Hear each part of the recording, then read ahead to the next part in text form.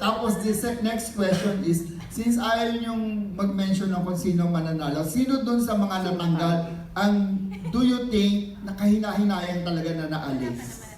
Oh, dapat nandyan.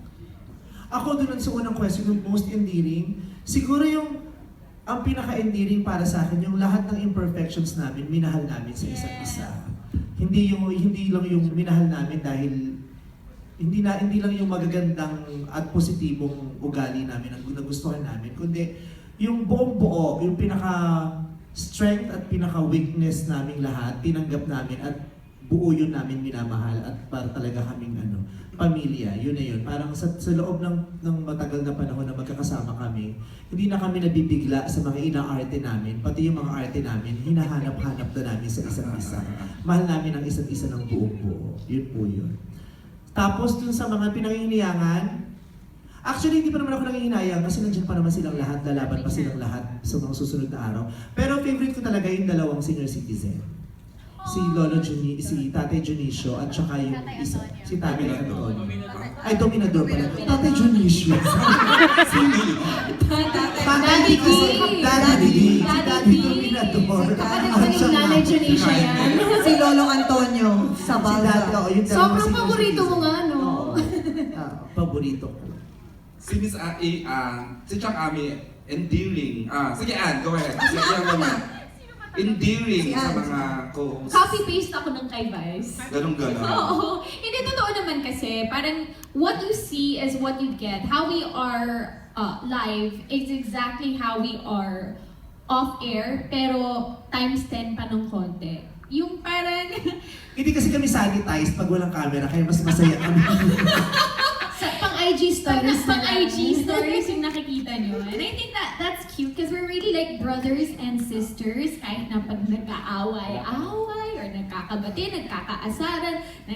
Alam mo yun, it's really like a family, not just friends.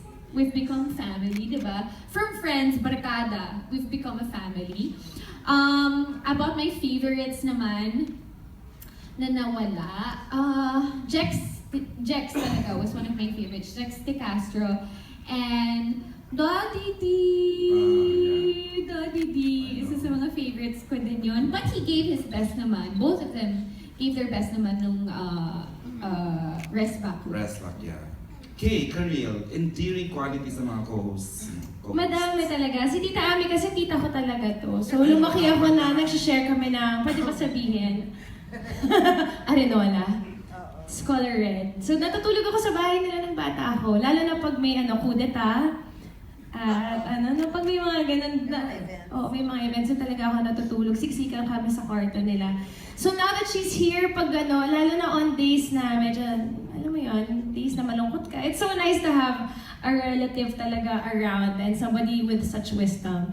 Si Ann naman, it's a very special year for her. She's getting married soon. It's just been so nice to hear her laugh so much. Kaya pala dahil meron pala siyang secret na itatago. But she's also a prankster. Katulad nung pag-announce niya sa amin, nung engaged na pala siya, akala namin aalis na daw siya ng showtime. Marami yan pasabog eh. But I think with Ann, ang best lesson ko talaga, yung naging partner kami sa Magpasikat. Yung mga ginagawa niya, inaakit niya yung mga building ng ABS. Yun talaga yung madidiscover mo sa sarili mo kasi she pushes you to the limit to be your best self. Ito naman si Vice always makes all of us so happy. I love her. Ano yan si Miss No Filter. No filter kasi ganyan siya kaganda. Hindi niya kailangan ng filter. Di ba? So, ayan. Tsaka maganda kasi talaga ako pag may shades, kaya naka-shades ako.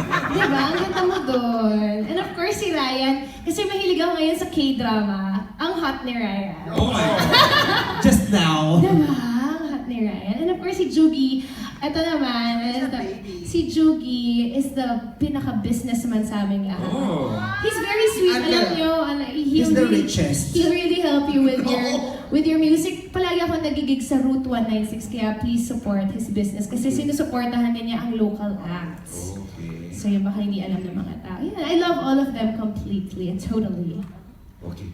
Sa mga hindi nakapasok, si Tatay Antonio, kasi nag-guest ko pa nga siya sa concert ko.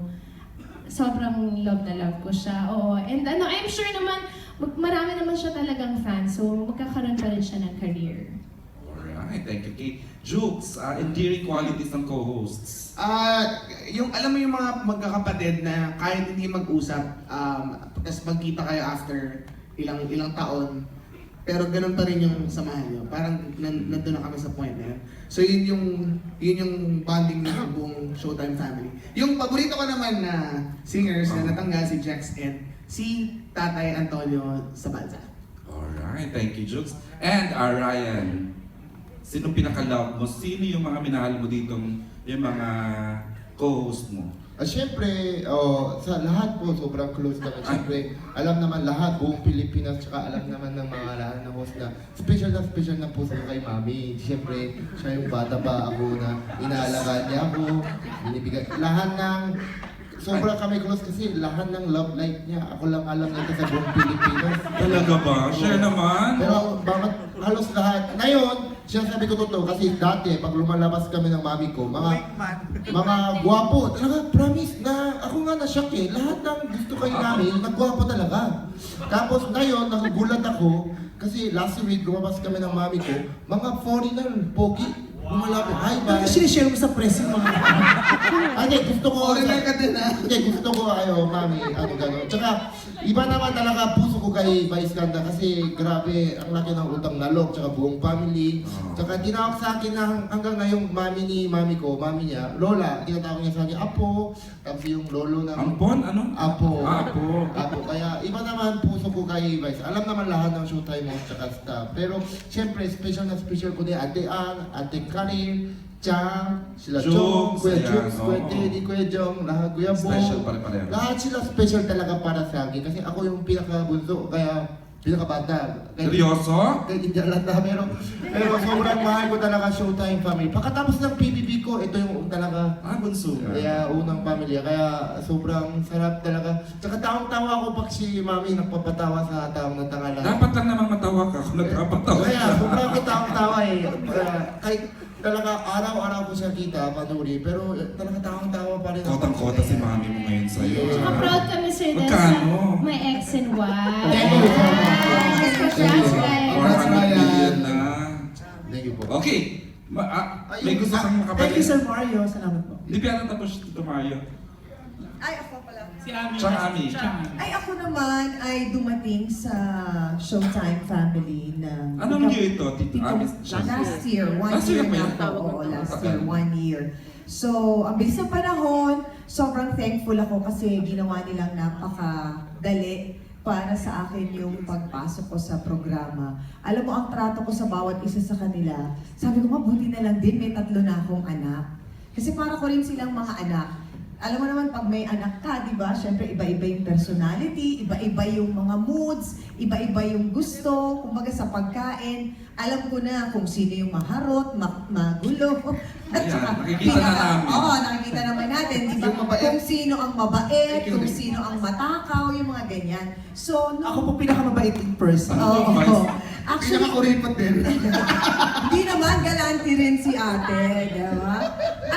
Oo, sino ano? Sa ate, babae. o sa iba. Oy, sa hashtag, hindi ako kulit. Sa press ba, hindi ka rin kuripot, Vice, di ba? Ay, Hindi talaga. Love ako ng press, kaya love ko din sila. Love begets love. Oy, love Love begets tayo. love. Love So, tayo. Kaya ngayon, magpaparaffle po ako. Charot. Go, Miss A. Ano pa paraffle mo, te? Hindi, pero inaral ko talaga lahat yung Ah. personality nila, yung mga moods nila. So, para ka rin nag-aalaga ng sarili mong anak. So, that's how I treat them every day. Kawawa si Chakami na sa bahay nag-aalaga naman. Pagdating dito, mas marami siyang pinalagaan. Kasi tapos inaral ko pa mga gusto nilang pagkain. Wow. Tapos syempre gusto rin nila pagka ako na rin minsan magsasabi sa production, oh, ito na ang pagkain for the day. Ito na kasi yung naisip nila. Ganon. So, ganon lang din. Kaya naman, thankful ako dahil ginawa rin naman nilang madali para sa akin. Tsaka taga-kausap siya ng mga umaarte. Tsaka since day one, Taga-gano siya ng likod na, tama na. Oo, yung dati kong naging role sa kabilang programa, minsan na-adapt din. Pero masaya kasi nabigyan din ako ng, imagine mo sa edad kong ito, nabigyan pa ako ng pagkakataon na makatrabaho sila, na makaband din sila everyday, di ba? At magmukha rin akong bata, feeling young everyday pagkasama ko sila. Kaya sobrang thankful ako doon. Alright, Ang thank you, Chuck. galing ni Chang sumayaw. Okay, thank you, Ryan. Mamaya akin ng 300. Plus harness Oo, daw. may harness. Alam mo kay Ann, natutunan ko talaga yon yung sobrang love and dedication sa trabaho. Nung sinabi niya sa akin, Chang, ibibidin ka. Sige. Kala ko sa building, buti na lang hindi pinayagan. Ako. Siya lang, muntik na. Oo. Alright, thank you, Ayun. Thank you Chang. dito, Mario, for that Ah. question. Chang Ami,